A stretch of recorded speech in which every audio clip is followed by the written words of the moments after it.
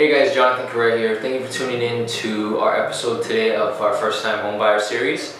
This is episode 5, and today I'd like to talk to you about the 4 main types of ways you can hold title in real property.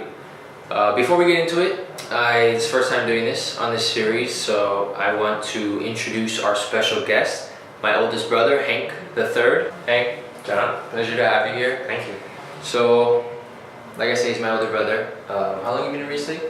Just about 7 years. 7 years, okay. Much longer than me.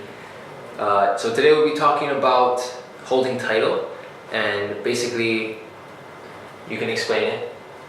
I'll state it. First one, would you say it's the most common? Can be the most common.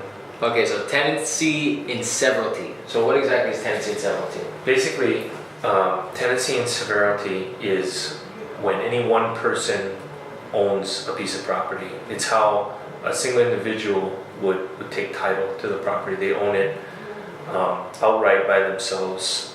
Severalty doesn't mean several or anything like that. People get confused, but basically it just means that the person would own it outright by themselves. Pretty cut and dry. The next one we got tenancy in common.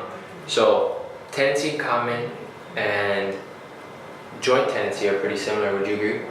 It's similar and different. So if you could first explain tenancy in common and then later joint tenancy. So tenancy in common is when any group of individuals own a piece of property. Typically there are percentages of ownership. So for instance, say a group of buddies own a cabin or something like that. Say that they split the payment for the property, and depending on that payment they decided on the level of ownership. Out of 100%, say somebody put 20, somebody put 15, somebody put 5. They can divide the ownership and the title based on the amount that they paid for it, the amount that they agreed to split it up. The other interesting feature with tenants in common is that when any one individual passes away, the ownership of the property would revert to the surviving owners. That's called the right of survivorship. Basically, if there's 10 people who own a piece of property, whoever lives the longest would then own it outright. And upon the death of the last party, besides the last person who would be surviving, it would revert to tenancy by severalty. Nice. Okay, so joint tenancy, basically co-owners, right?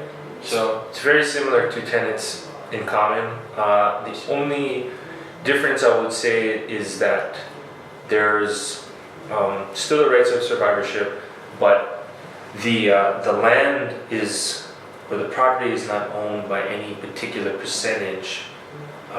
Every owner would have an equal percentage, which is undivided. That's kind of confusing to think of, but essentially 2 people can own 100% of the property. They own it equally. Same if it was 5 people, they own it all equally. Not to say that every person has 20% of ownership. They own it collectively 100%. As one. As one. Joint. Alright, last one we got here, tenancy by the entirety. Now, tenancy by the entirety can only be held by certain people. That's a good way to put it.